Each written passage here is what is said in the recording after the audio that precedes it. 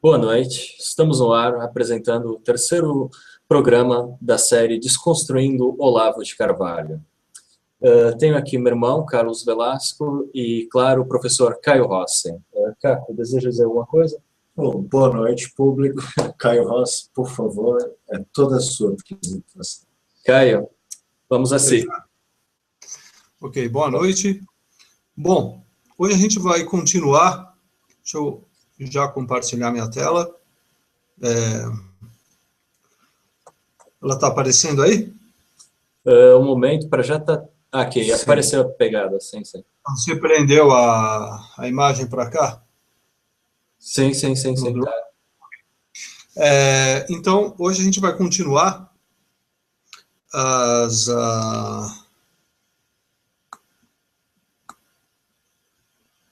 essas apresentações, na realidade, né, sobre a questão do heterofeminino.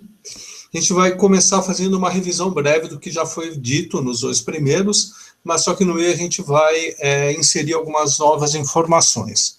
Então, a gente viu nos dois primeiros hangouts que o heterofeminino é central na questão do gnosticismo e do perennialismo. Tá? Quem viu os vídeos anteriores, essa parte vai parecer repetitiva, mas na realidade eu vou inserir uma série de outras informações no meio. Então vamos lá. A gente viu a diferença entre exoterismo e esoterismo, sendo que o exoterismo é a religião pública e para todos os fiéis, e o esoterismo seria para uma elite espiritual.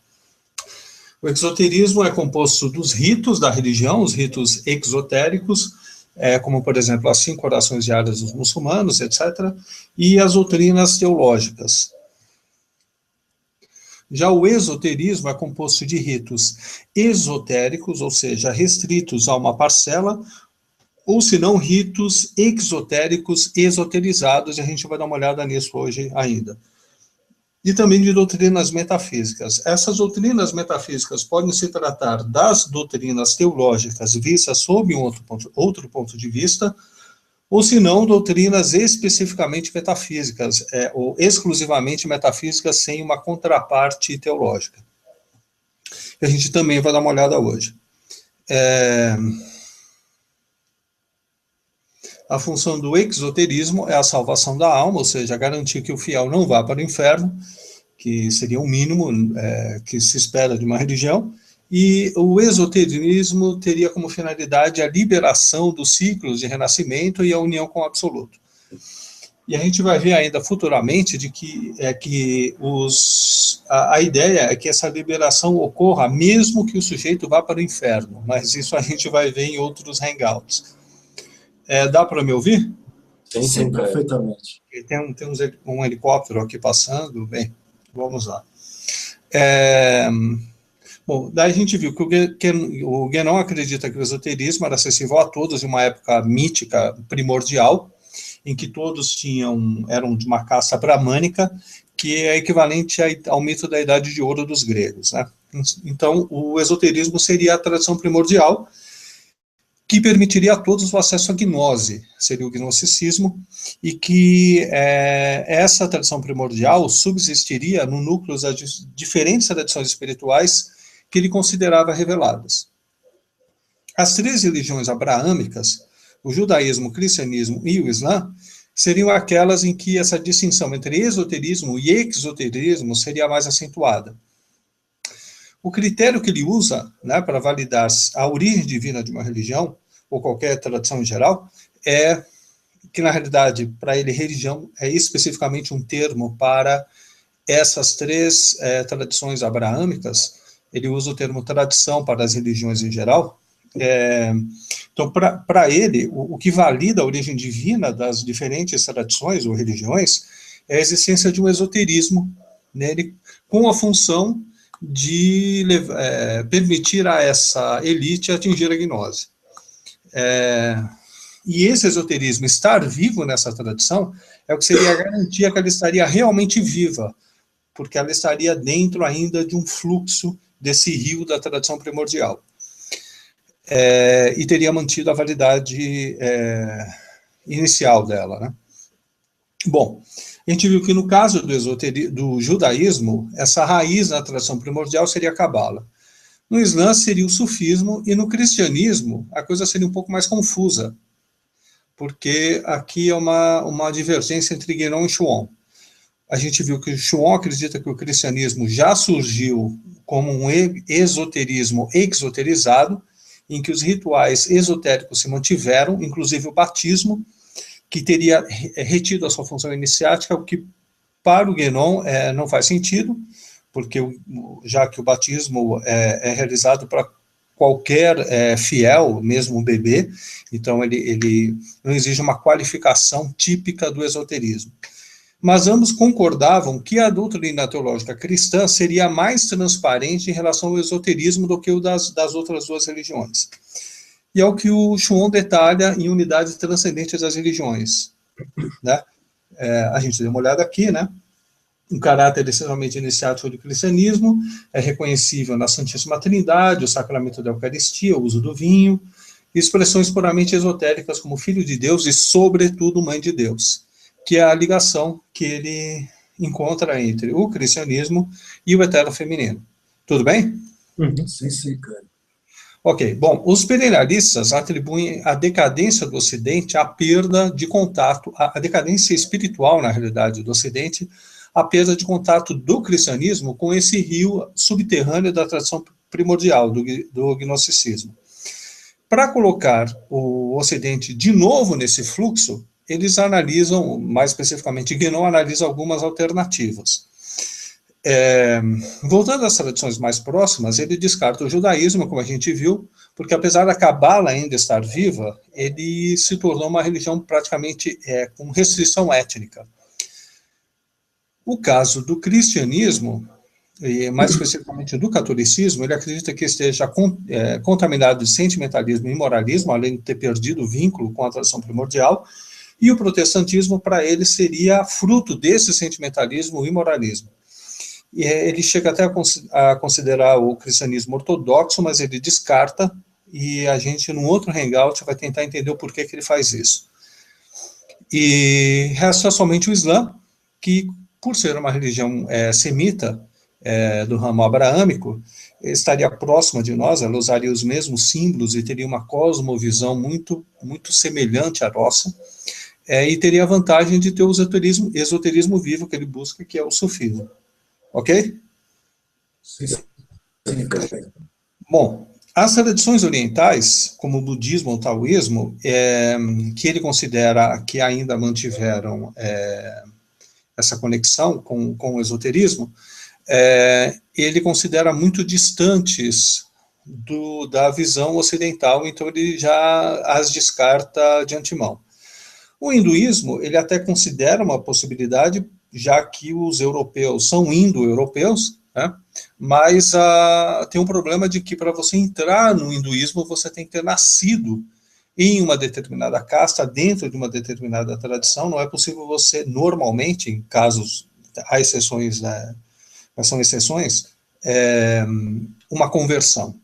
Então, apesar disso, ele prefere utilizar imagens ou simbolismo, ou mais especificamente a metafísica hindu, para introduzir o esoterismo de volta ao Ocidente. E é isso que Martin Ings explica nesse artigo.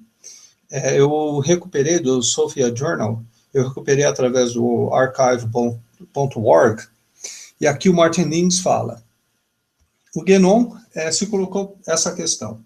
Desde que as pessoas rejeitaram o cristianismo, elas conseguiriam aceitar a verdade expressa em termos islâmicos do sufismo, que são termos muito próximos aos termos cristãos em muitos aspectos? Ele decidiu que não. Mas que, porém, o hinduísmo, que é a mais antiga tradição viva, na superfície, muito diferente, tanto do cristianismo quanto do Islã. Então ele decidiu confrontar o mundo ocidental com a verdade com base no hinduísmo. E, segundo o Martin Ings, ele fez uma escolha acertada, porque o hinduísmo tem uma objetividade que resulta do fato de ele ter sido revelado aos homens em uma época muito remota, quando ainda não era necessário fazer uma distinção muito estrita entre esoterismo e exoterismo. Ok? Sim, sim. Bom, a gente viu que o gnosticismo envolve o culto ao eterno feminino. Portanto, o sufismo, para cumprir essa função, ele teria de envolver também o culto ao eterno feminino. E a gente viu que isso ocorre mais claramente, ou mais diretamente, com as referências, né, recorrentes dos místicos sufis a Laila. A gente não viu no outro hangout, mas Laila, em árabe, significa noite, que é uma referência também à Pedra Negra. Ok? Aliás, está aqui. E é por isso, muito provavelmente, que o Guénon deu esse nome à filha, Laila, e ele tem variações, né, variantes como Leila. E, enfim, né, não preciso explicar novamente.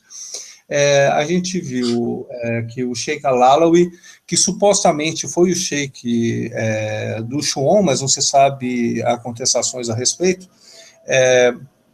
mas ele tem um poema místico erótico denominado Laila, e isso também se encontra em Rumi e Ibn Arabi, referências ao hetero feminino através de uma figura feminina. Eu mostrei aqui a capa do Zachary Marquardt. Na realidade, esse capítulo do livro está disponível online, então é só jogar no Google, dá para encontrar, em que ele explica as referências de Ibn Arabi ele explicita, né, essas referências de Ibn Arabi ao eterno feminino. E esse outro artigo, que é encontrado em vários sites, não só nesse, você encontra a questão da centralidade do eterno feminino, o divino feminino no sufismo, que fala desses, de Ibn Arabi, Rumi, entre outros.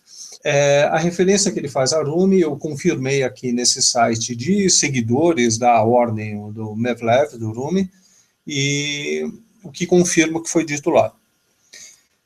Uma coisa que eu não citei no outro hangout, tem esse livro aqui, que provavelmente é o melhor livro sobre Islã que a gente tem aqui no Brasil, tem, eu acho que mais de 900 páginas, e chama-se O Islã Clássico, é uma coletânea de artigos, e um deles, na página 593, da Beatriz Machado, é um ensaio chamado Mulheres de Luz. São, acho que, 40 páginas exatamente sobre esse assunto. O eterno feminino no sufismo, na mística islâmica. A gente viu também, né, então, como os perennialistas estabelecem essa relação entre o eterno feminino, o cristianismo e o Islã. Isso ocorre tanto em Shuon quanto em Guénon. A explicação, na realidade, eles dão uma explicação paralela em livros diferentes, né? Então, ambos se referem a Shakti, o termo que vem do hinduísmo, porque se utiliza, né, esse linguajar, o simbolismo do hinduísmo, buscando-se essa neutralidade fora do cristianismo e do Islã. Shakti ofereceria ou propiciaria o segundo nascimento através do desenrolar da cobra na base da coluna, no processo de despertar da Kundalini, que permitiria o acesso à gnose. O Shuon enfatiza, aí tem a diferença entre os dois, o Shuon enfatiza, apesar de não negar a questão da Pedra Negra, ele enfatiza a Virgem Maria como manifestação da Shakti, do eterno feminino, enquanto Guénon enfatiza a questão da Pedra Negra e mais especificamente a Pedra Negra dentro da Kaaba. Ok? Sim, muito bem. Okay. A gente viu que a Kaaba tem a Pedra Negra e tem um culto na realidade, as autoridades islâmicas reconhecem e admitem normalmente que havia em torno da Kaaba um rito muito semelhante ao que se encontra hoje, mas que ele teria sido, que a Kaaba teria sido construída por Abraão, e os pagãos deturparam o culto original. Então, eles acreditam que estão resgatando um culto estabelecido por Abraão. Ok? Sim. Agora, é importante entender aqui a relação entre o eterno feminino e essas diferentes manifestações, né? Então, em diferentes tradições, você teria essas divindades femininas do panteão das diferentes religiões, como Axera, Ísis, Spendarmat, e você teria, por outro lado, também a Virgem Maria, no caso do cristianismo, ou mesmo Fátima, filha de Maomé, que seriam manifestações humanas do eterno feminino, no caso de Fátima, para os fatímidas, e a Pedra Negra, que seria uma manifestação do eterno feminino dentro do simbolismo natural, como o aerólito, né, como a pedra negra que cai do céu. Voltando à Virgem aqui, não é que isso é bom esclarecer, porque me perguntaram, não, mas então eles cultuam a Virgem Maria, mas fingem que estão cultuando a Virgem Maria, mas na realidade estão cultuando Shakti ou outra divindade? Do ponto de vista deles, não. Do ponto de vista deles, a Virgem Maria está em relação com o eterno feminino, como Jesus estaria em relação com Logos. Então, ao cultuar a Virgem Maria, todos, mesmo os que não sabem disso, estariam supostamente cultuando a Virgem Maria. Bom, uma das pessoas que questionaram apontaram para o livro do Martin Lens, Muhammad, para a tradução brasileira, questionando o que foi dito sobre a Pedra Negra. Primeiro, né, o que ele aponta no livro do Martin Lens é o que diz a ortodoxia islâmica. E eu estava me referindo ao que diz René Guénon. A gente está estudando aqui a questão do perennialismo, não a questão do Islã. Mas já que foi citado esse autor, e esse autor, o Martin Lens, é um perennialista, é bom a gente também dar uma olhada aqui mais próximo a esse livro, porque na realidade ele só confirma o que eu disse. Vamos lá. Esse texto é o prefácio da tradução sueca do livro do Martin Lens. Tem um link aqui para ser baixado o PDF.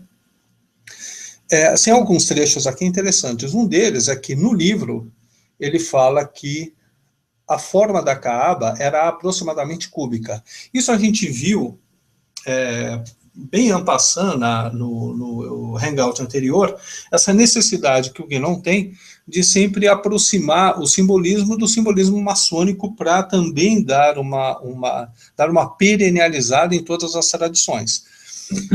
Mas, na realidade, a tradição islâmica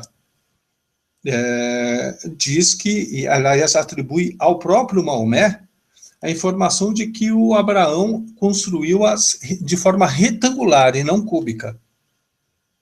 Então você já vê na obra do Martin Lens, apesar de ele ter dito que consultou as fontes mais antigas, certas divergências com o que está estabelecido oficialmente no Islã, tentando aproximar o Islã da imagem necessária para os perennialistas.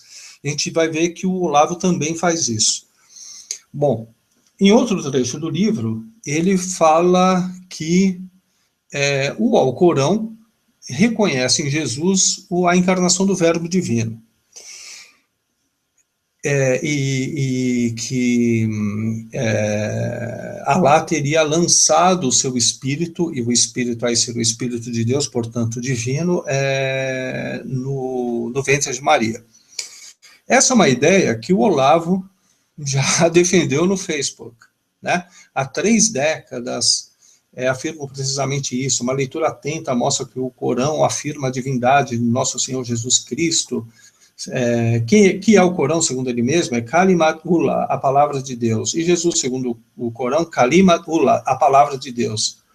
Se a palavra de Deus não é Deus, ela é o quê?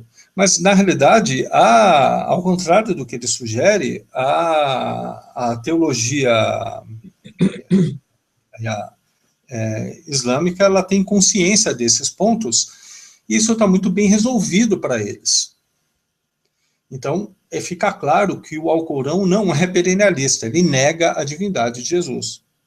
E Jesus seria seria o espírito a que se refere, a alma criada de Jesus, não é um espírito eterno. O que o diferencia do Alcorão, que o Alcorão para os muçulmanos é que seria a manifestação da palavra divina, do verbo divino. E o autor identifica essa ideia no livro Para Compreender o Islã, de Schuon, de 1961. Ou seja, não é que o Olavo tenha afirmado isso há décadas, ele leu isso há décadas em Schuon, o que é diferente. Mas vamos lá. É muito, Coincidência, é cara, muito, coincidência. é muito. Ele só leu no livro do mestre dele, mas ele está falando que o mestre dele afirmava por mera coincidência, apesar de ele ter conversado com o mestre. Porque ele já esclareceu isso pra gente. Ele hoje em dia é cristão, cara. Veremos isso. Um outro trecho, né, ele diz aqui, hoje em dia, né, os muçulmanos fazem as orações em torno da Caaba e, por extensão, outros ritos. E o autor pergunta, o que mais? Que outros ritos são esses? Só tem um rito, né? Só tem os ritos conhecidos, né? Que outros ritos são esses? Obviamente, o que Martin Lings está se referindo aos ritos esotéricos, que ocorrem também tendo a Caaba como centro, e a gente vai ver isso. Veja, a Caaba, ela contém a pedra negra, que seria a manifestação do eterno feminino. Então, os ritos esotéricos, eles usam, islâmicos, eles usam também a Caaba como centro. Mas a coisa vai ficando mais interessante, porque Martin Lings se refere à Caaba como, a Pedra Negra como pedra negra. Ele diz que os muçulmanos, eles beijam pedra negra. Isso em português soa muito estranho, mas em inglês essa é uma possibilidade quando você quer individualizar um objeto, né? Dá quase uma personalidade, uma humanidade a esse objeto. Mas a tradução correta do árabe seria a pedra negra, ou seja, ele se torna a referência à pedra negra se torna uma referência a um objeto comum, não é um nome próprio. Agora, a gente sabe a importância que tem para o Martin Lings tratar a pedra negra personalizada, porque na realidade ela seria uma manifestação do eterno feminino. Esses pequenos detalhes, o leitor não treinado, né, que desconhece o Islã, ele não tem condições de identificar isso. Então, a pessoa que usou o livro do Maomé para contra-argumentar, eu estudei esse assunto muitos anos. Estou tirando essas coisas do nada, mas vamos lá. Aqui, a mesma pergunta é feita por uma outra muçulmana, né? Na realidade, por um outro muçulmano. Deixa eu só me achar aqui.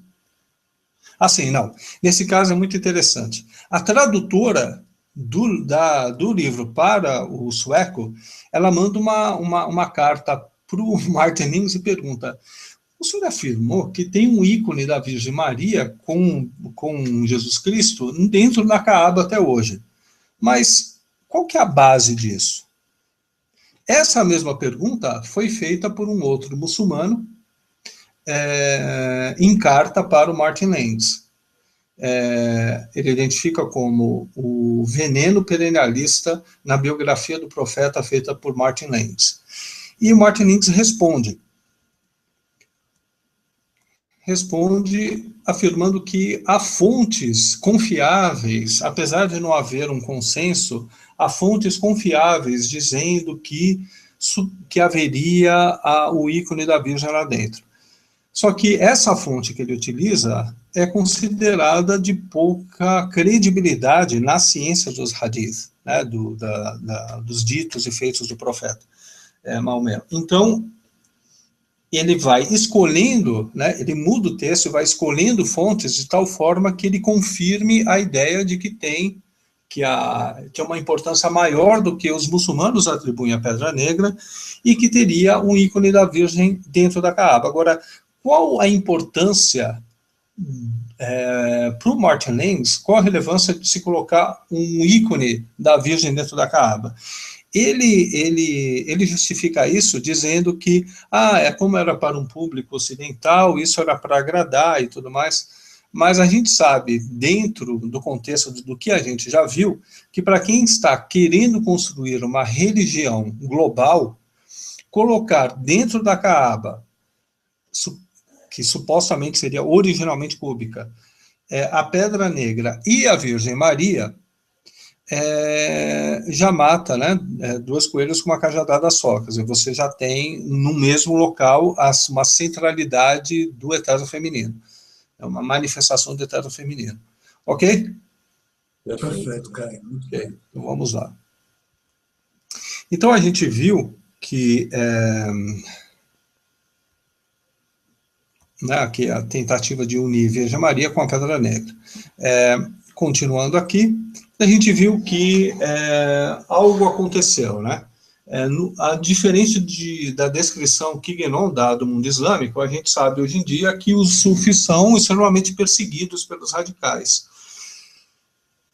Então vem o questionamento, será que o sufismo realmente e o Islã seria essa manifestação da tradição primordial a qual a humanidade poderia se voltar e poderia unificar as tradições?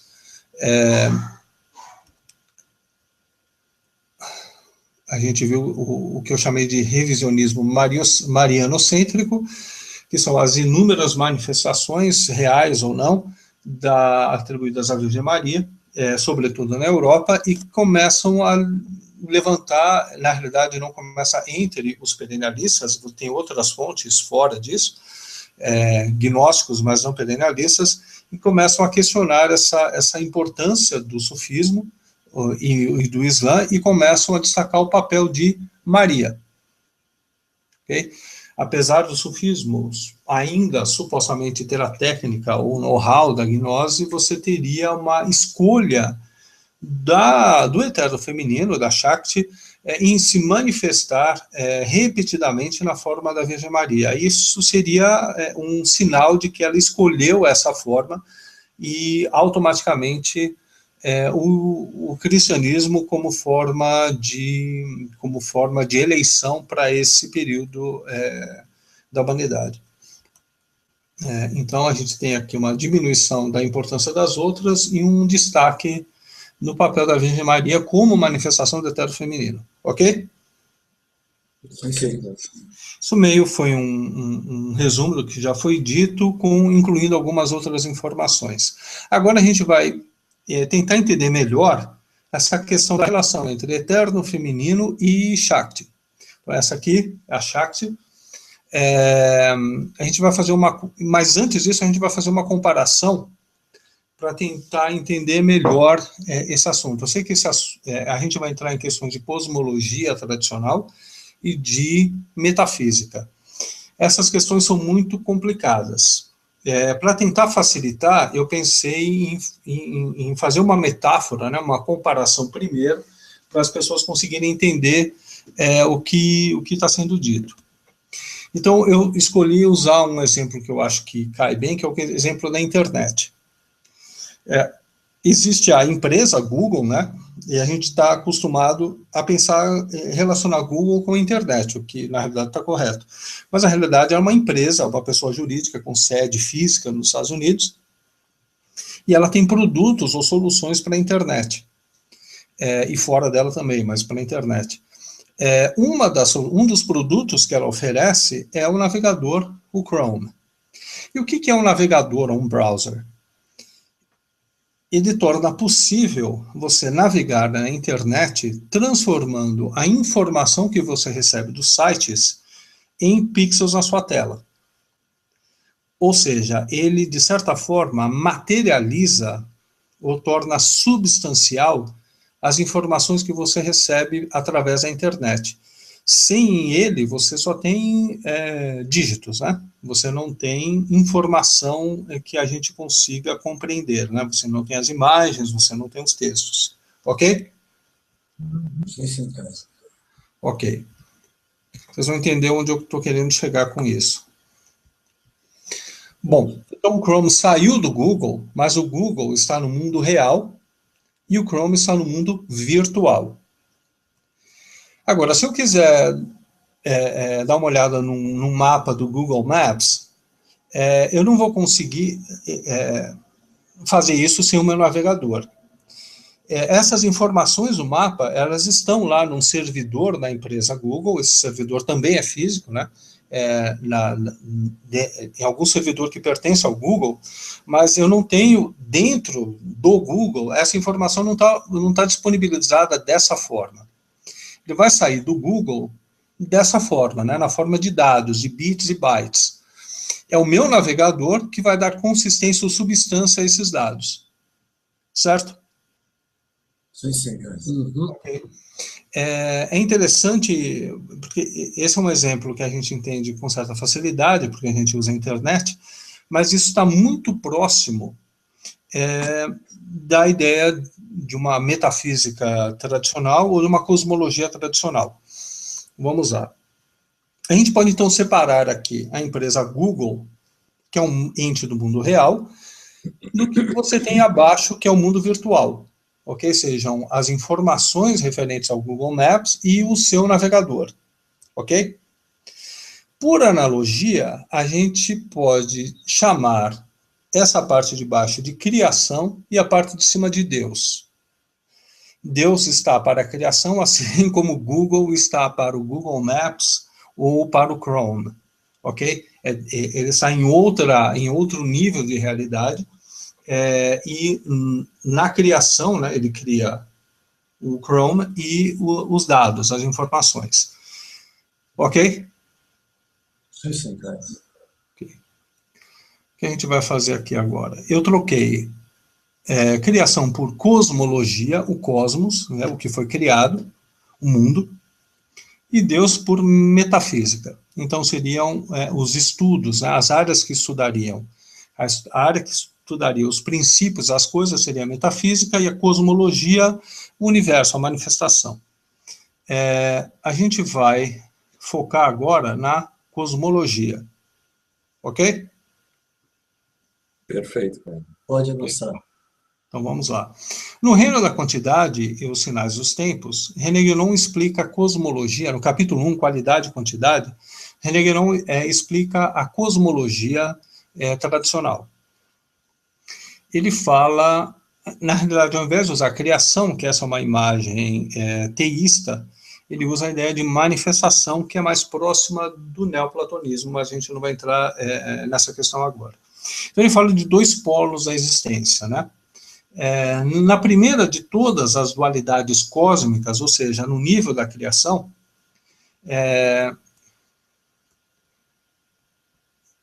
só um segundo, pois está situado no princípio da existência ou da manifestação universal, e sem a qual nenhuma manifestação seria possível, em qualquer modo, está a dualidade Purusha e Prakriti, de acordo com a doutrina hindu.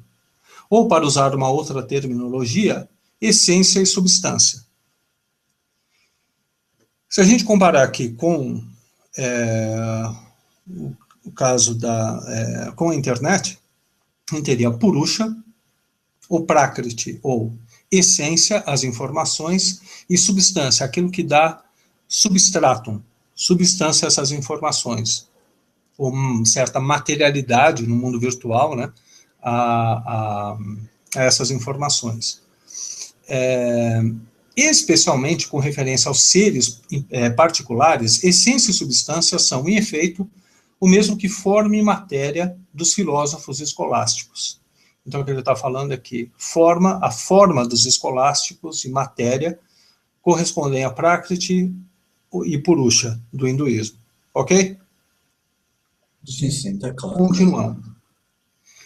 Abaixo do nosso mundo, substância, do termo substare, literalmente aquilo que está abaixo, é um significado também relacionado à ideia de suporte e substrato. É o que ele está, o que comparativamente seria o Chrome, é aquilo que dá substância, né, o que está abaixo para dar substância às informações que vêm dos sites. A gente viu que para ter o mapa do Google, o navegador tem de buscar os dados do servidor do Google, né, que seria mais ou menos essa imagem, né, os dados agora em contato com o navegador, e você tem um mapa. Se você só parar aqui, você não vai ter, né? Se os dados não chegarem até o navegador, você não tem o mapa, ele não toma essa forma bidimensional, ok? Yes? Yes, cara. Vamos lá. Há em cada ser algo que corresponde tanto a um quanto ao outro desses dois princípios, de tal forma que o ser é como se fosse a resultante da união dos dois.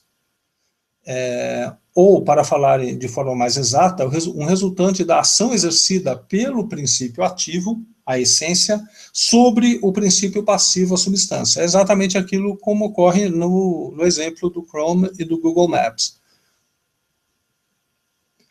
Aqui ativo, aqui passivo. O Chrome, ou na realidade Prakriti, a matéria no sentido escolástico, ela recebe as informações e Purusha, ela dá forma, né, o princípio ativo do cosmos. Continuando. E se a consideração for restrita ao caso especial dos seres individuais, a forma e a matéria que constituem aqueles seres são respectivamente idênticas às que a tradição hindu designa como Nama e Rupa. Eu tirei os acentos, mas lá seria Nama e aqui seria Rupa. Você teria uma relação cósmica entre Purusha, essência, Prakriti, substância, quando você está falando do universo em geral, ou quando você está falando de um ser em particular, por exemplo, o indivíduo, Nama e Rupa, mas na realidade são casos particulares dos mesmos princípios, formando o sinôlo do Aristóteles. Pode ser adicionado que as designações aristotélicas ato e potência também correspondem aos de essência e substância. Então a gente tem aqui o ato e potência de Aristóteles. Isso parece não ter nada a ver com o que eu vou explicar, mas na realidade tem tudo a ver para a gente conseguir entender a forma de pensar e a forma de agir dos perennialistas. Vamos lá. Pode-se dizer que, em conformidade com as condições particulares que definem esse mundo como tal, esses dois princípios aparecem nele sob os aspectos de qualidade e de quantidade, respectivamente. Então, a gente tem qualidade e quantidade. Qualidade, porque, por exemplo, o tipo dos seres, e você tem a quantidade, que é o princípio que individualiza as possibilidades universais. Mas eu não quero entrar muito em questões metafísicas cosmológicas muito complexas. Quando matéria-prima, aqui matéria-prima no sentido utilizado por Santo Tomás de Aquino, está em questão, como o princípio passivo da manifestação universal, ou seja, como a pura potencialidade, e assim é o equivalente a Prakriti na doutrina hindu. Eu só peguei o final de uma frase para poder colocar aqui também matéria-prima de Santo Tomás de Aquino. Eu fiz essa comparação com a internet para tentar deixar mais claro o que ele está explicando nessa doutrina cosmológica. Ficou claro para vocês dois? Bom, para já, sim, Caio. Ok. Só para ter uma ideia se eu estou sendo compreendido para continuar. Bom, e o que O problema, Caio, que a gente já, pelas nossas conversas, né, está divertido. E, bom, a gente é muito atencioso, mas temos visto que há pessoas com realmente muitas dificuldades, né, para dar mesmo uma explicação tão bem feita, tão... Eu pensei uma explicação para o Lavetes mesmo. Você vai precisar ter muita paciência. A prova de Olavetes, mas vamos lá. Pois é. Desculpa, Caio, continua. Boa sorte. No simbolismo da cruz, René Guénon, no capítulo 28, a grande tríade, ele ainda adiciona, né? Pode-se realmente dizer, mesmo para o ser individual, para o homem individual, que ele participa do céu, que eu esbarrei aqui, do céu e da terra, que são identificados com Purusha e Prakriti, os dois polos da manifestação universal. Mas não há nada aqui que seja peculiar ao caso do homem, blá, blá, blá. Então, aqui, mais uma referência, céu e terra são símbolos usados pelo taoísmo para essa cosmologia. ok? Então, o que a gente tem aqui? A gente tem os símbolos hindus, né, ou referências ao hinduísmo, ao taoísmo, a Aristóteles, aos tomistas e aos escolásticos. Você não tem absolutamente nenhum termo, nenhum símbolo islâmico nessa explicação. Mas isso está totalmente de acordo com o que Aristóteles ensinou, que Santo Tomás de Aquino foi pegar em Aristóteles e os escolásticos nos dois, né? Esses são pensadores cristãos que cristianizaram esses conceitos que vieram da filosofia, do hermetismo,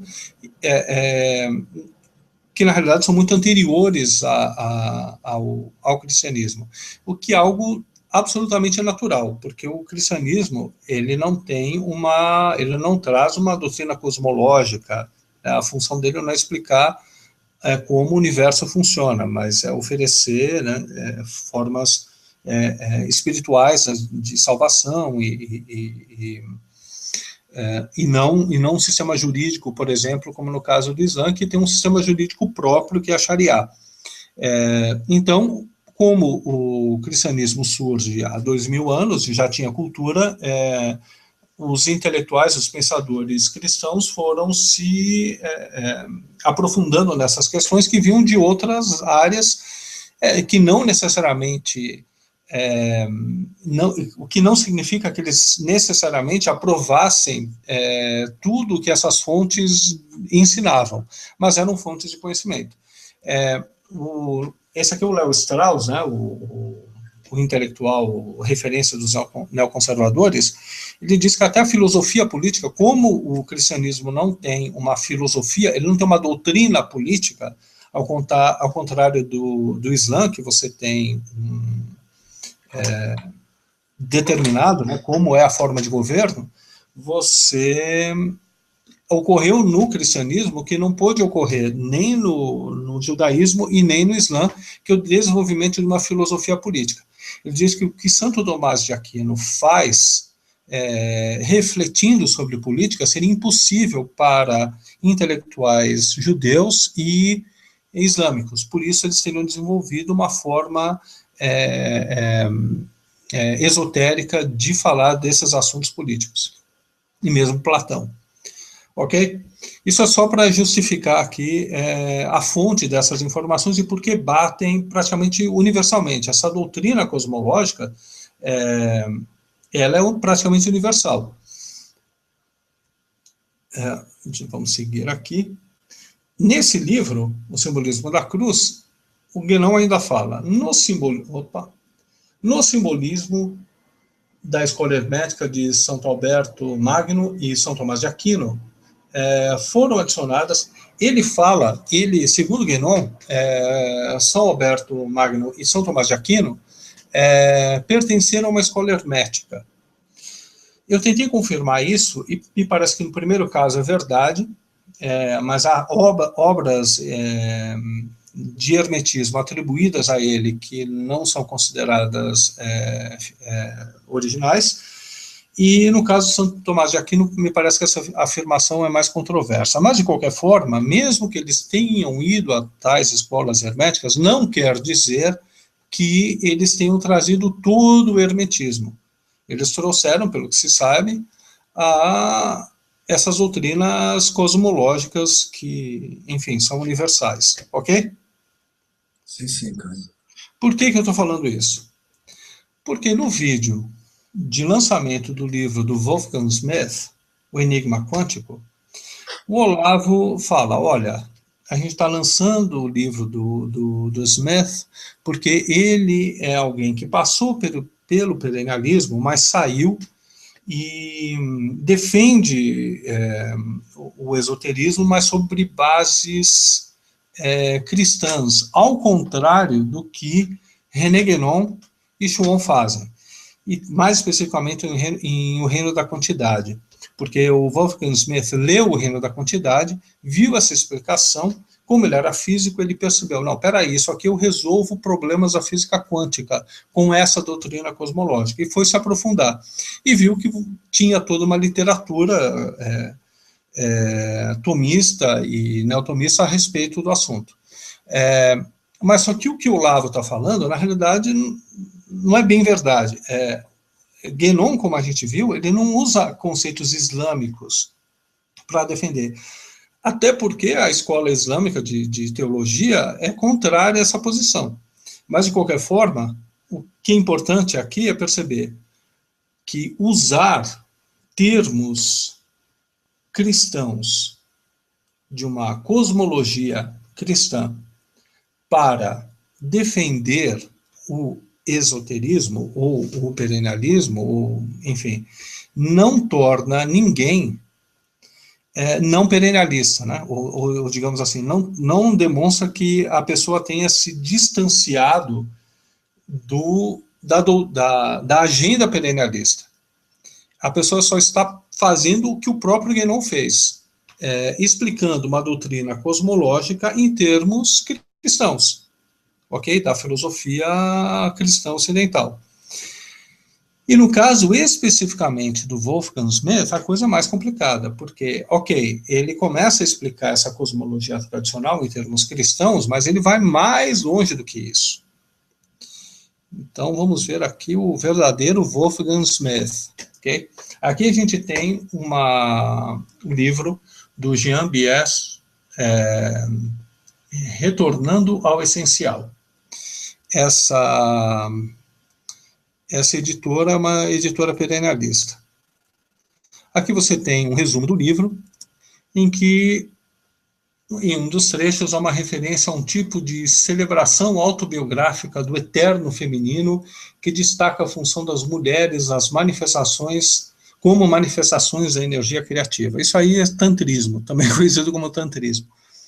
E tem uma opinião do Wolfgang Smith sobre o livro, em que ele diz que é um livro de um dos grandes, fala muito bem do livro, de um dos grandes expoentes da filosofia perene.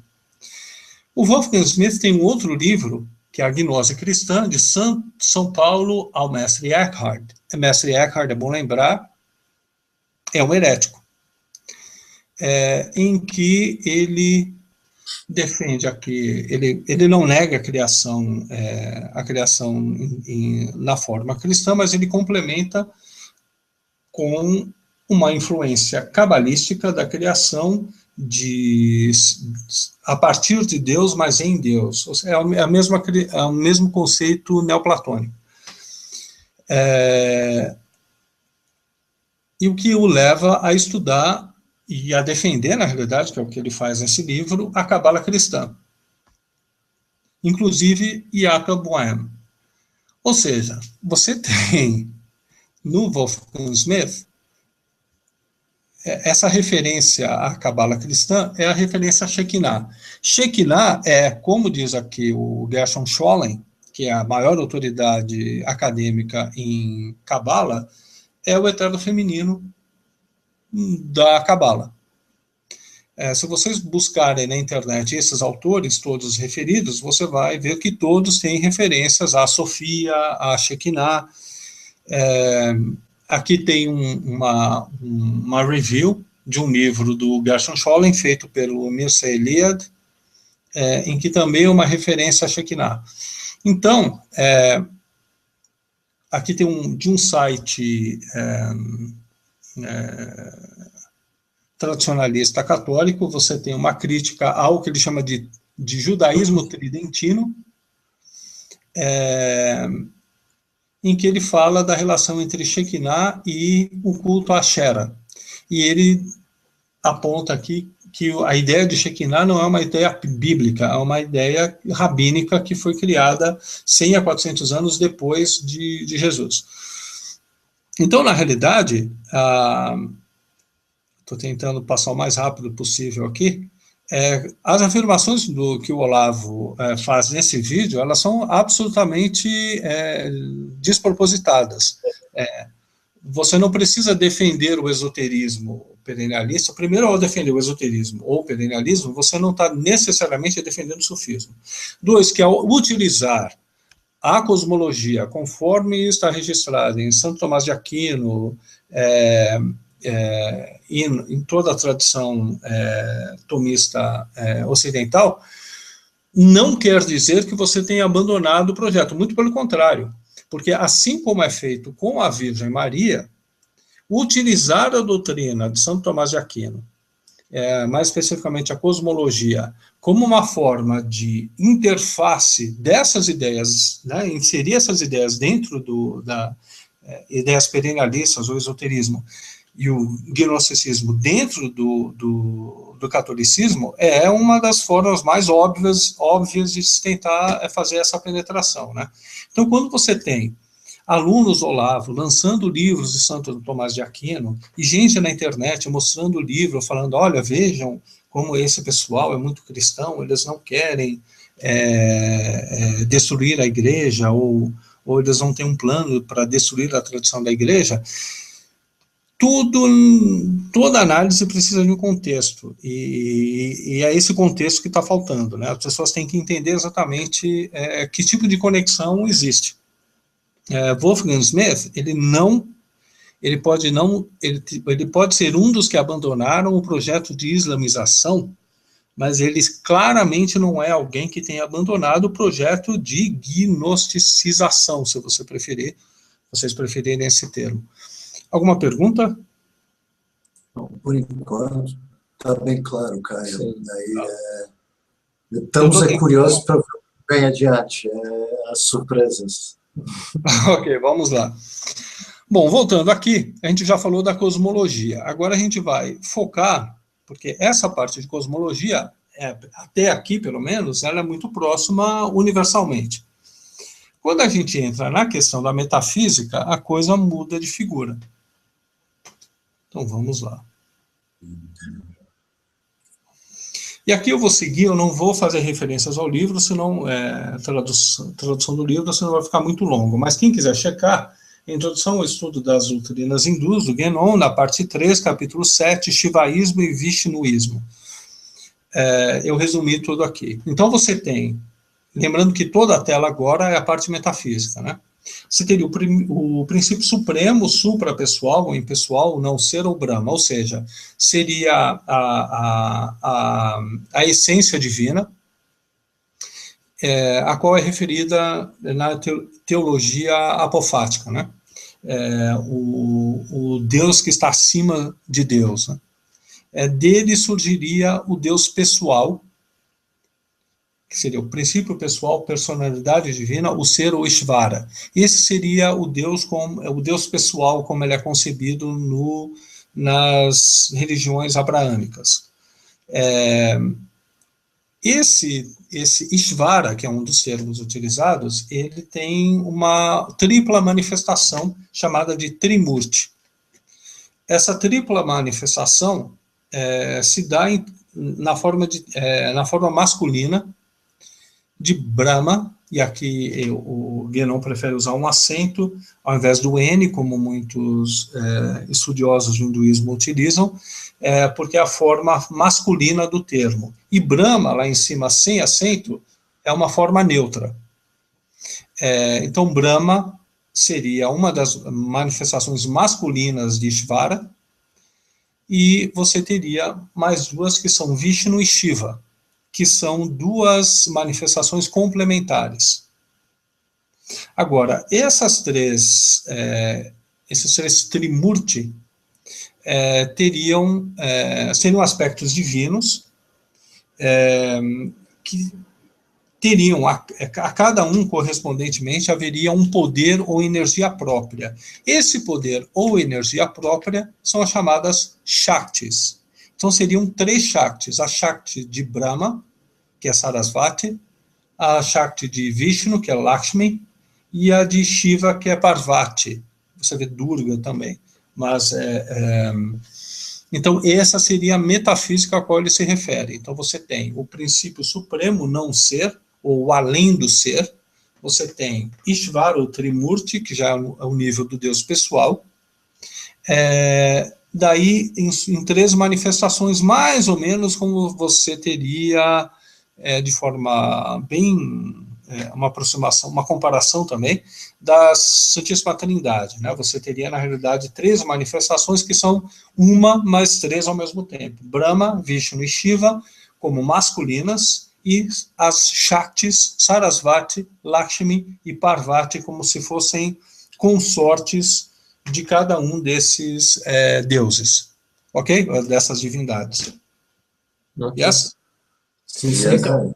E que cada um, na realidade, há várias combinações, né? Mas cada um desses caminhos aqui, Sarasvati, a dupla, Sarasvati Brahma, ou Lakshmi Vishnu, ou Parvati Shiva, são caminhos espirituais que um hindu pode escolher de acordo com o perfil, com a casta, preferências pessoais e tudo mais. Bom, aqui em To Have a Center, do Chuon, ele faz a explicação dele sobre as diferentes perspectivas que se pode ter do teísmo. Mas ele deixa bem claro, ele enfatiza que ele não está falando somente de perspectivas, mas de realidades. Ou seja, não são meros conceitos, são realidades. E vocês vão ver que o que o Chuon está explicando aqui é exatamente a mesma doutrina hindu, só que em outros termos. Segundo ele, cada uma das ideias associadas com o termo teísmo pode ter um significado legítimo, nas condições que seja interpretada de acordo com uma intenção metafisicamente correta. Isso ele diz na página 94, para quem quiser pesquisar. Na mesma página, pode se chamar de metateísmo, ou além do teísmo, a ideia vedântica ou taoísta de uma realidade supra-ontológica, acima do ser, ou o Atma suprapessoal, para indicar claramente que essa ideia basicamente transcende todos os teísmos propriamente assim chamados. Pois um Deus que cria, fala, legisla, julga e salva, o que a essência divina, ou seja, a realidade supra-ontológica não poderia fazer, você tem um outro termo, né? Então, o que ele faz? Ele está trocando esse princípio supremo pelo metateísmo, ou seja, abordar a questão divina nesse nível é falar de metateísmo. Já a ideia do Deus pessoal, é a ideia que você tem nas religiões abraâmicas. Então, o homem é feito à imagem de Deus. A imagem de Deus. O que é esse homem? Homem, nesse caso, é o ser humano. Então, ele é masculino ou feminino, ou feminino. Em grego, né, anthropos é andros ou gine, né? Andro para homem, do sexo masculino, e gene, de ginecologista, né, da feminino. E ele usa esses termos para continuar a explicação. O antropoteísmo religioso, ou seja, a forma de encarar Deus como uma pessoa, não metateísmo, mas como uma pessoa, seja masculino ou feminino, faz surgir duas perspectivas. Ou você começa com a ideia que o homem, o masculino, representa a totalidade e, portanto, inclui a mulher, que é uma parte, já que, biblicamente falando, o Adão surgiu antes de Eva, e nesse caso a divindade é concebida em um aspecto masculino, mas não necessariamente destacadamente masculino. Ou você parte da ideia que a mulher é mãe, portanto, criadora, e que mais ainda, ou melhor, a priori, ela manifesta o supraformal, o infinito, o mistério, em cujo caso a divindade é concebida em um aspecto feminino, ou, dizendo melhor, em seu aspecto de feminilidade. Então ele está fazendo o seguinte, ele está trocando esse termo por esse termo, antropoteísmo, colocando o androteísmo aqui e o ginecoteísmo aqui. Deu para entender? Sim, acho que sim, Caio. Ok, vamos lá. Depois Oi? Depois vem a prova. Ok. A segunda perspectiva, ou seja, a do ginecoteísmo, é a do shaktismo, mais precisamente do shaktismo. Quanto à primeira, o androteísmo, essa é a perspectiva das 3 religiões semíticas, com uma certa exceção no caso do cristianismo, que sem dar à Virgem um culto de latria, lhe dá um culto de hiperdulia, que praticamente, apesar de qualquer coisa, é um tipo de divinização, se não por direito, ao menos de fato. Então, veja o raciocínio que ele está fazendo. Ele está dizendo, ó, esse androteísmo é o que você encontra nas 3 religiões semíticas, em que você tem um deus masculino, Yahvé, os monoteísmos abraâmicos, e você tem um ginecoteísmo, como no caso do Shaktismo e do culto a Maria. Então, está aqui a metafísica hindu transportada para o caso específico das 3 religiões abraâmicas. E no caso específico do cristianismo e do que eles entendem como sendo o culto a Maria, ou mesmo o culto à Pedra Negra. Ok? Ok. O hinduísmo, cujo gênio consiste em excluir nada e não excluir nada, também compreende esse caso particular de religião que é a ginecolatria, pois se tem um ginecoteísmo, tem a ginecolatria. Não somente porque admite deusas, mas também, e sobretudo, porque ele pratica em um de seus setores um monoteísmo em modo feminino, que é o Shaktismo. Isso ele afirma na página 100.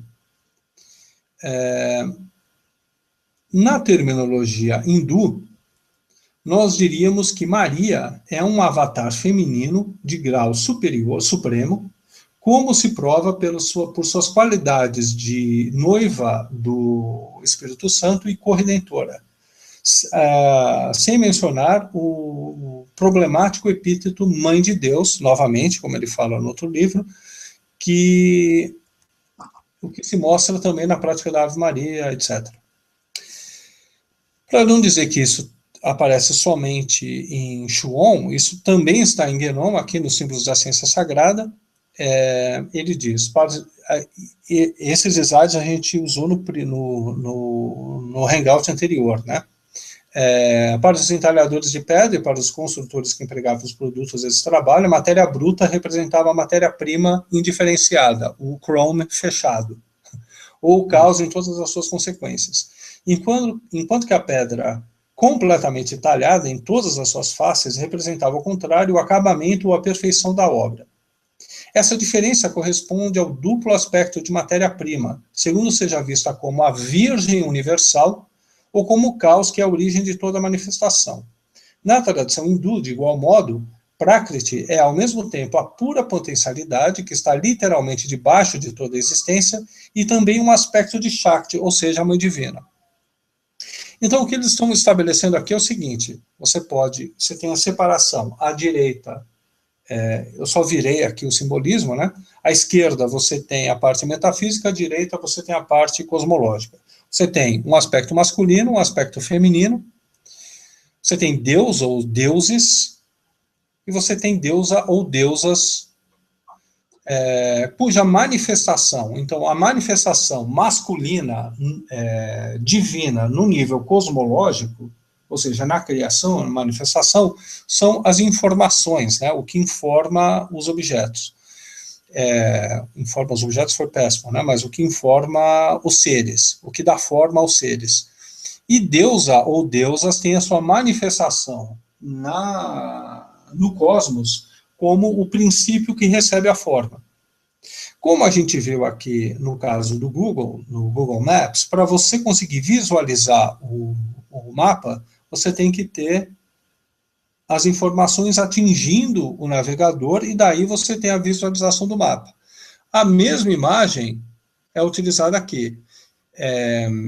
Você teria no nível mitopoético, né, dos deuses, a cópula entre o deus e a deusa, e no mundo cosmológico, a cópula, entre aspas, entre a forma, o ato e a matéria, a potência. mais ou menos, né, a mesma ideia que você tem de um homem e uma mulher, que esse simbolismo é utilizado para explicar como surge o universo, ou seja, informação, ou seja, as possibilidades universais se substancializando através da Prakriti. Ou quando um casal tem um filho, ou a diferença entre céu e terra, né, a relação entre céu lá em cima e terra aqui embaixo, que é um simbolismo do taoísmo. Você tem também um outro simbolismo natural, que é da chuva na natureza. Então, a chuva seriam como gotículas de esperma, né, que germinam, que fazem germinar, fazem a terra germinar. Então, eles utilizam esses simbolismos cosmológicos como manifestações dessa realidade em outro nível. É aquela ideia de que o microcosmo espelha o macrocosmo, ok? Certo? Certo, cara. Ok. Pode avançar. Bom, esse tipo de simbolismo você encontra também no véu de Ísis. O véu de Ísis seria a Prakriti, seria o aspecto cosmológico, e Ísis seria a deusa. Então, quando se tem o termo véu de Ísis, está se falando da natureza, porque a natureza seria o véu que cobre Ísis, a deusa, ok? Então, existe sempre uma relação entre a deusa, o eterno feminino, e a natureza. Porque é a natureza, ou a terra, que recebe de cima, né, a vida, a manifestação. Aqui. Ok. Tem um livro do Pierre Hadot, que é um estudioso da filosofia, um intelectual, que se chama O Véu de Ísis, que é exatamente um livro da Harvard é um ensaio sobre a história da ideia de natureza. Ele usa exatamente o título, né, O Véu de Ísis, porque é uma história da ideia de natureza, que é só para destacar esse simbolismo. E o que ele diz nesse livro? Ele tem um capítulo sobre a modernidade. E ele afirma que na modernidade, como a gente sabe, a natureza passa a ser dessacralizada, ou seja, o aspecto divino por trás da natureza desaparece e, na realidade, você começa a ter uma exploração da natureza como não havia até então. Então, a relação que o mundo moderno tem com a natureza é uma relação dessacralizada, mas, ao mesmo tempo, você tem uma relação com a natureza, ou seja, com o feminino. Isso é importante para entender algumas coisas que eu vou falar agora. Esse simbolismo do véu de Ísis é utilizado também no livro da Blavatsky, Ísis sem véu. O título em inglês ele é mais claro ainda, né, que Ísis é um véu retirado, né, porque ela está querendo ir mais fundo nessa questão. Ela, na realidade, você pode considerar a Blavatsky como uma tentativa de do retorno ao aspecto metafísico da natureza, né. No livro Babuíno de Madame Blavatsky, do Peter Washington, você tem enfim, ele é muito amplo, e um dos capítulos fala exatamente sobre a influência da teosofia, ou do teosofismo, como o Guénon preferiria, no movimento feminista. Se você levar em consideração tudo que foi dito até agora, você consegue entender o porquê da importância do feminismo para a teosofia. Ele diz que não haveria movimento feminista no século XIX, quando surgiu, se não fosse a teosofia. A gente viu também no outro Hangout esse livro, Denis de Rougemont, O Amor e o Ocidente.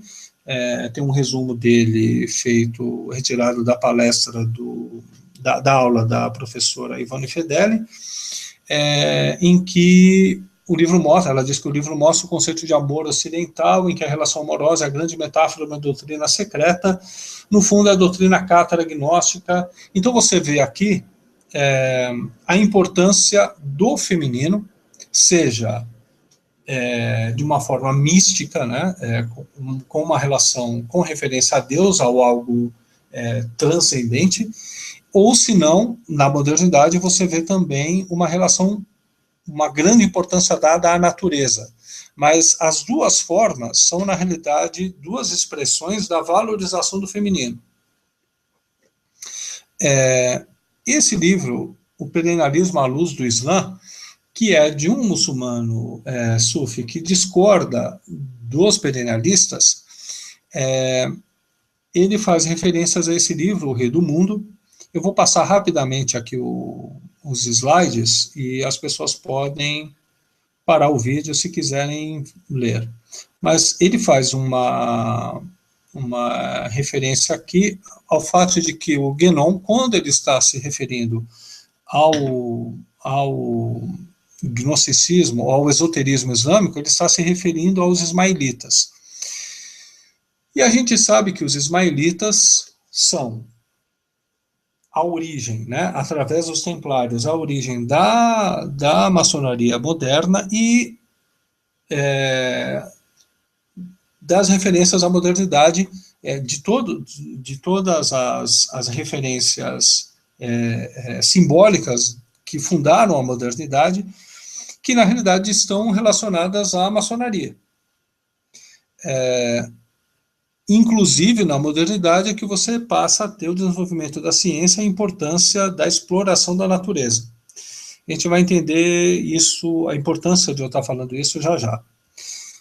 Um autor que, na realidade, eu só fui descobrir quase no final de toda a investigação é o Robert Graves. Ele é um poeta, tem mais de 140 obras, poemas, memórias, romances.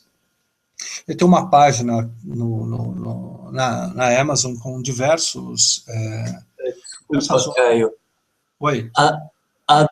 Adoro a aparência dele. Adoro. Um jeito leve, agradável. Na realidade, ele é muito melhor que os outros. Por quê? Porque ele é muito claro na agenda dele. Existe bom. Um site dedicado a ele, robertgraves.org, e ele foi quem introduziu o Idrissá no Ocidente. Ele escreveu o prefácio do livro, a introdução do livro do Idrissá.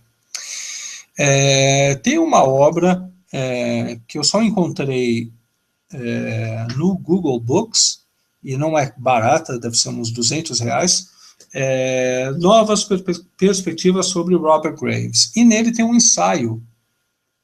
Esse ensaio, eu acho que vocês não conseguem encontrar na internet, em que ele confirma exatamente isso. Quer dizer, Robert Graves falava exatamente que os trovadores, a maçonaria, os cátaros, tudo isso vem dos ismaelitas e criaram a modernidade. Então, na realidade, aqui você tem uma pessoa do centro dos acontecimentos, né, uma referência na literatura e no esoterismo, que era ligado a Idrissá e que está confirmando tudo aquilo que a gente vem afirmando até agora. Para a gente entender a crítica que o René Guénon faz ao mundo moderno, você tem que entender exatamente o que teria acontecido de errado aí, porque ele também faz uma crítica à maçonaria. Daí você pensa, peraí, mas ele é maçom, e como ele pode criticar tanto a modernidade, se a modernidade é o fruto da maçonaria? A gente começa a entender isso se a gente perceber que o que houve no Ocidente foi uma imanentização da deusa, ou seja, as pessoas esqueceram a deusa,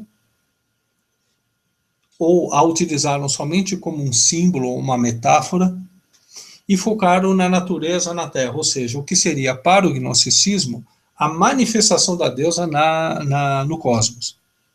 Então você tem esse processo de retorno do gnosticismo através dos ismaelitas e daí a maçonaria e os cátaros e tudo mais, mas você tem uma deturpação.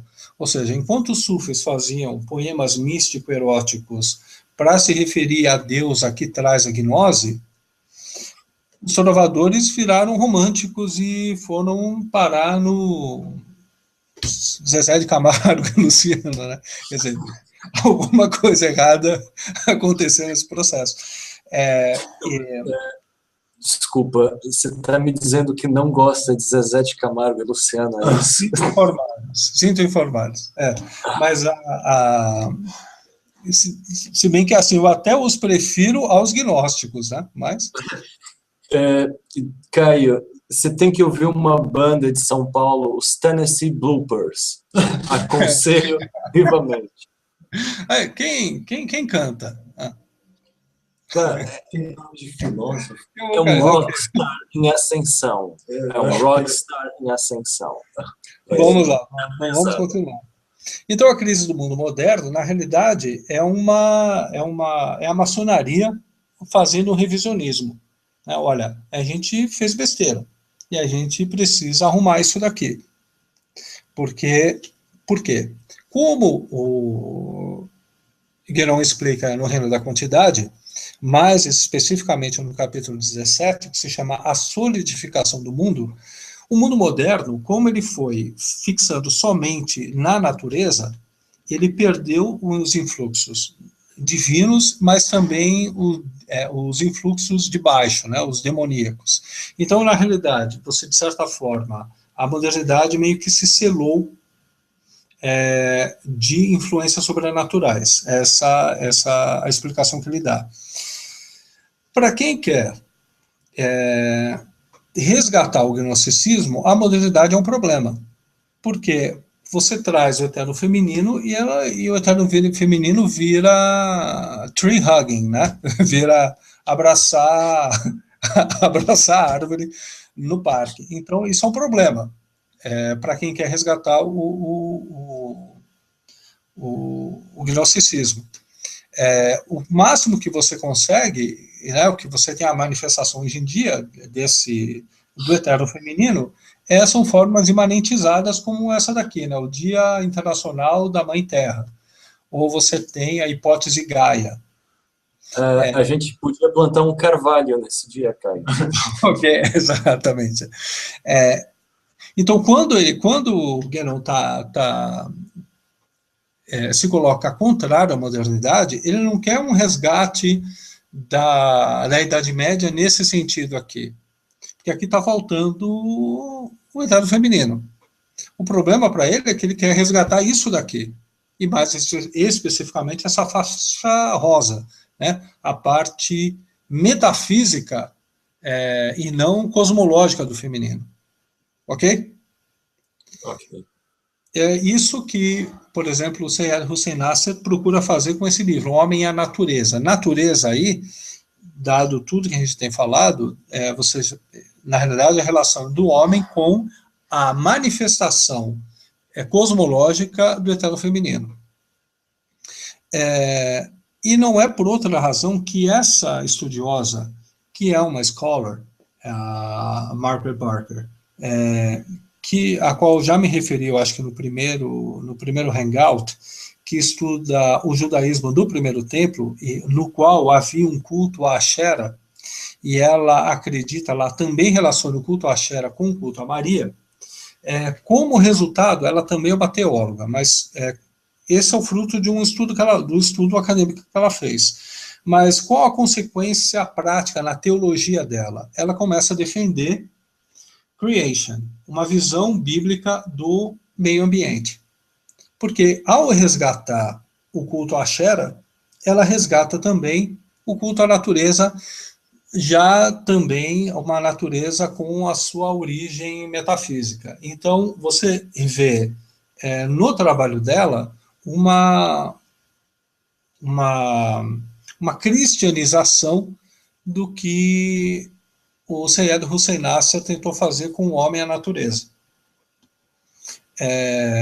Ela tem esse ensaio, esse paper, Creation Theology, que é exatamente a teologia ambientalista que ela desenvolveu com base no resgate do eterno feminino, Ashera. Ok? Tá claro, cara. Yes? Bom, o que a gente tem aqui? Vou fazer aqui só uma parte, Caio.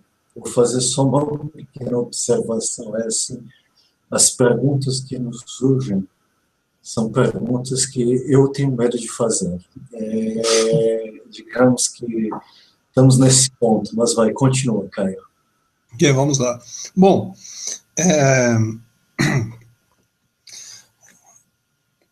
mas a gente tem que ver também que mesmo posições catolicamente corretas, ou seja, que estejam de acordo com a metafísica cristã, Santíssima Trindade, elas também podem ser apropriadas como interface, né, para penetração gnóstica na igreja. Um exemplo claro, né, que a gente já já tratou por cima anteriormente, é a questão da consagração à Virgem, quer dizer, a Jesus através da Virgem. São Luís de Montfort, ele é extremamente rigoroso nessa questão, quer dizer, ele reafirma o dogma da Santíssima Trindade e o status de Maria como uma criatura não divina que tem um papel na redenção através da graça divina. Então ele é rigoroso nessa questão. E ele aqui fala até dos devotos escrupulosos, que são aqueles que temem desonrar o filho honrando a mãe. Então eles se sentem contrariados quando vêm pessoas se ajoelharem diante do altar de Maria e não diante do Santíssimo Sacramento. Como se uma coisa fosse contrária à outra, como se aqueles que rezam a Nossa Senhora não rezassem a Jesus Cristo por meio dela. Eu entendi o raciocínio dele aqui, mas ele não contava com esse pequeno detalhe. René Guénon, Insights into Christian Esotericism, no capítulo 2, na página 17 da edição americana, você tem essa explicação. Onde existem iniciações que dependam de uma forma tradicional particular e que tome esse próprio esoterismo como base, os ritos esotéricos podem, de uma certa maneira, serem transpostos para uma outra ordem, no sentido que eles servirão como um suporte para o trabalho iniciático. E, consequentemente, seus efeitos não serão limitados somente à ordem exotérica, como é o caso dos fiéis em geral. Ou seja, se você for um iniciado e fizer certos ritos exotéricos, esses ritos exotéricos passarão a ter uma validade esotérica também. É o que o Martin aqui, os outros ritos aos quais o Martin Link se referia. Você tem um culto em torno da Kaaba e da Pedra Negra, mas para os iniciados, essa Pedra Negra passa a ter um outro sentido. O Robert Graves, naquele mesmo ensaio, é destacado o que ele fala sobre a Virgem Maria. Aqui no ensaio, eu vou ler, vou traduzir. E mesmo assim, Graves não descarta a possibilidade que a deusa dominará o palco das religiões mundiais novamente. Graves observa que, uma vez que a Igreja Católica reconhece a divindade da Virgem Maria, não é exatamente isso, é somente uma questão de tempo antes que o culto da deusa se restabeleça.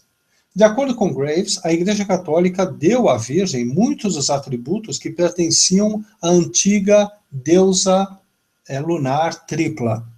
E tripla por causa das 3 Shaktis, né?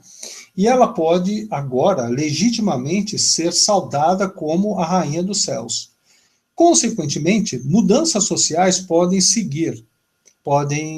ocorrer. Mudanças que, obviamente, se refletirão no dogma religioso, se o sistema entrar em colapso.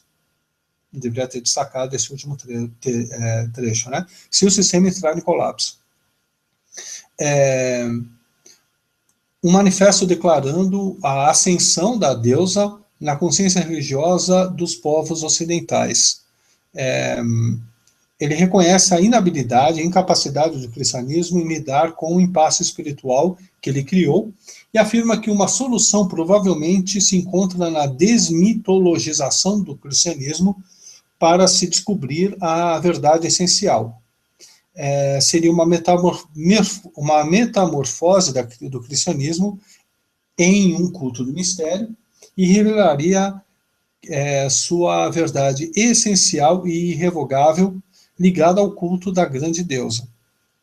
Então aqui, o Robert Graves, eu gosto dele porque ele deixa claro o que ele está pensando, né?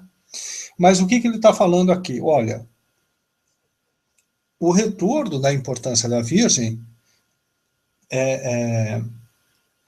ele está falando aqui que houve uma divinização.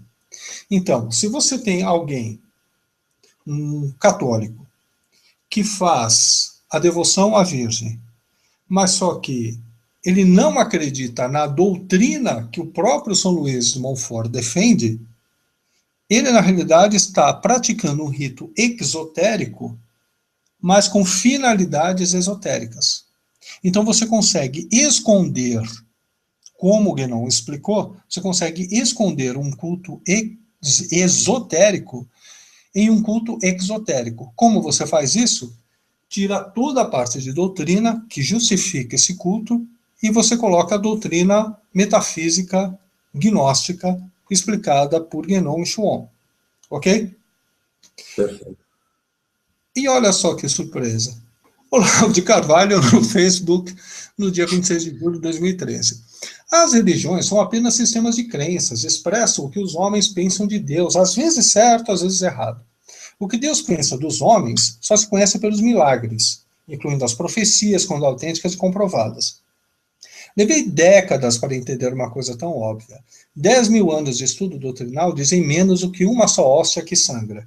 Então é por isso que ele separa fato de doutrina.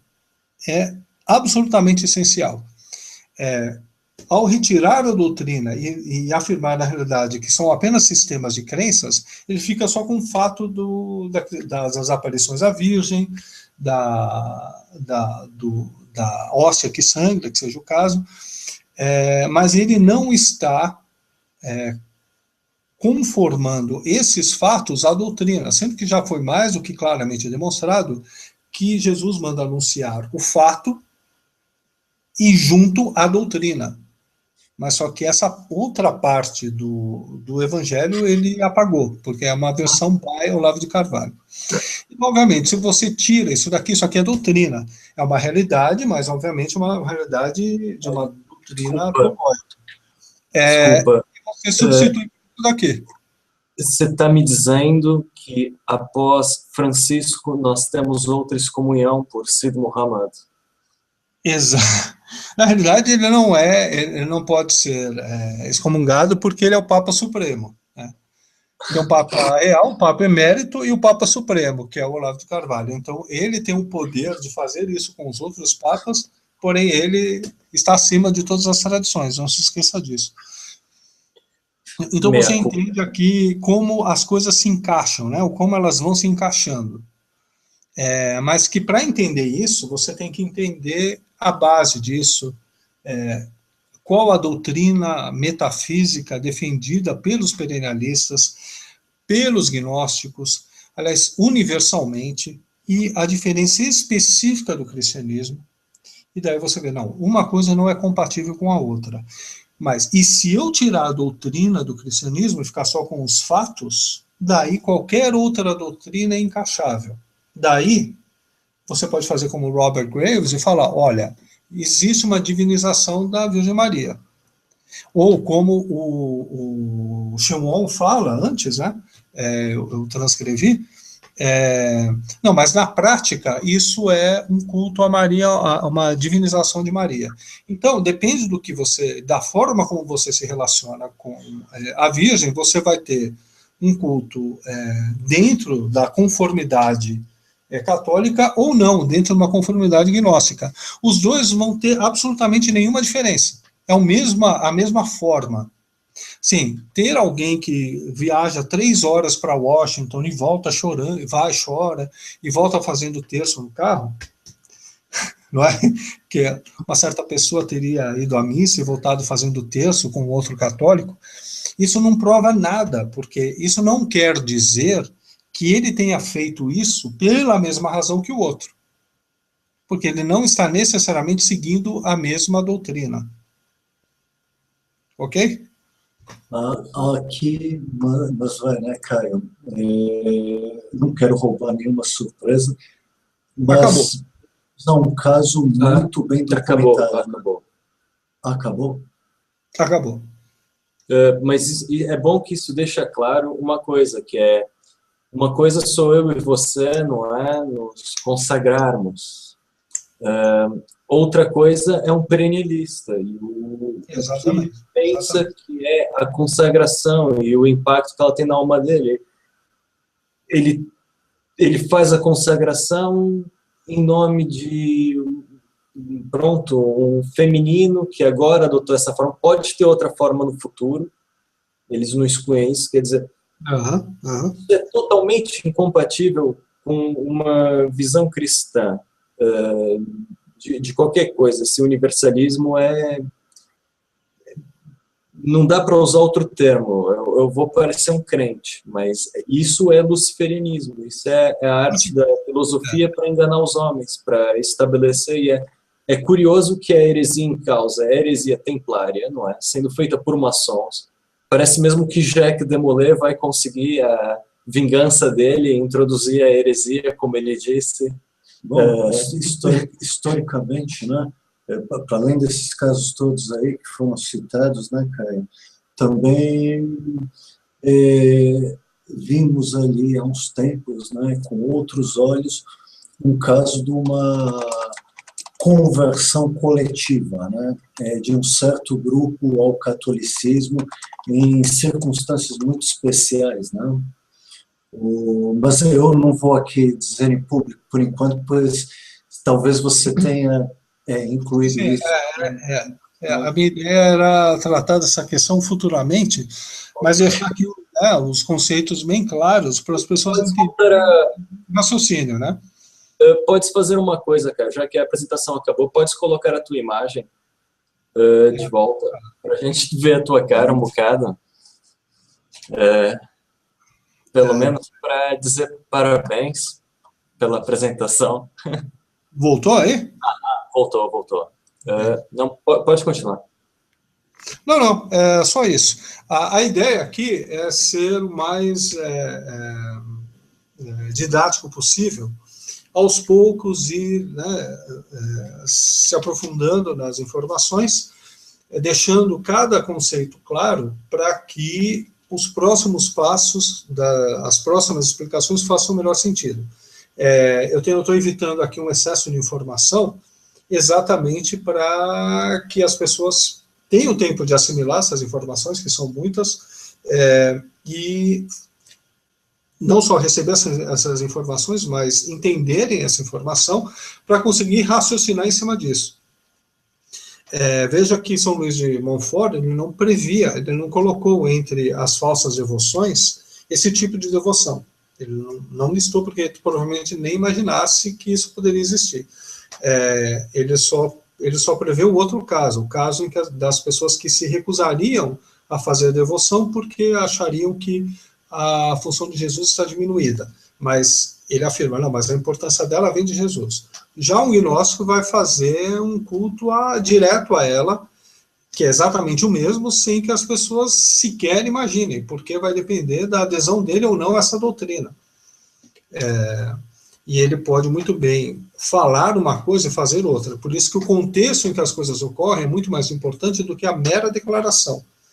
Eu não quero fazer uma inquisição aqui, não é essa a minha intenção. Mas, apesar de dar vontade de fazer, mas você tem que entender exatamente o que está em jogo para entender como cada parte está agindo. Daí você consegue entender por que a ligação de tal pessoa com esse padre, né, por que esse padre faz determinada coisa e não outra, por que ele está ligado a esse tipo de prática e não aquele outro tipo de prática, enfim. Porque o ecumenismo total está em Maria e não em José ou Jesus.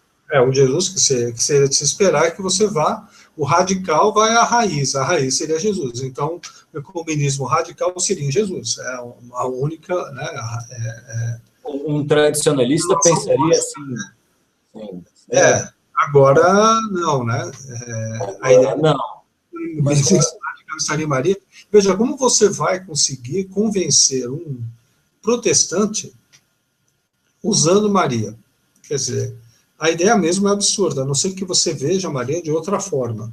Daí, a sua intenção seja utilizar, isso você faz com Jacob Boehme, né, que é o gnóstico dos protestantes. Então, se você investir, porque o que já me chegou é que um certo perennialista aqui de São Paulo, ligado a Chuon, defende, não, você tem tudo isso que você tem no esoterismo, você não precisa para o Islã, você já tem no Jacob Boehme. Beleza. Então é fácil, né? Você trabalha, você não precisa ter o rótulo perennialista, essa é a questão. A grande questão aqui é o gnosticismo e a relação do gnosticismo especificamente com o eterno feminino. A minha intenção no próximo Hangout é se aprofundar mais nisso, quer dizer, entender o que são essas três deusas, no aspecto metafísico, no aspecto cosmológico, como isso se relaciona ao processo de gnose, a métodos de suposta realização espiritual. Isso tudo está relacionado a Shaktis e também à natureza, né, a Prakriti, a manifestação de Shakti na cósmica, né, na criação para eles. Né. É basicamente isso. Bom, quer fazer alguma Acho que já deu um bom tempo, né? Deu 1h40 já. Sim, eu acho que as pessoas têm aí material para absorver para um mês, pelo menos. Olhando assim. Só quero avisar que isso tudo é uma explicação que eu estou dando para o público brasileiro, o lusófono, mas essas informações já foram passadas em inglês para outras pessoas ao redor do mundo, tá? Então, não adianta quererem interromper esse processo, porque essa informação já chegou a níveis muito mais altos do que o público brasileiro, ok? Inclusive, tarde demais, me matar não vai resolver o problema.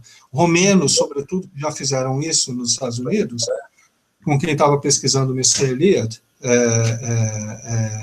saibam que é tarde demais, sinto muito. Ok, só isso. Pois é, Caio, aproveitando essas observações,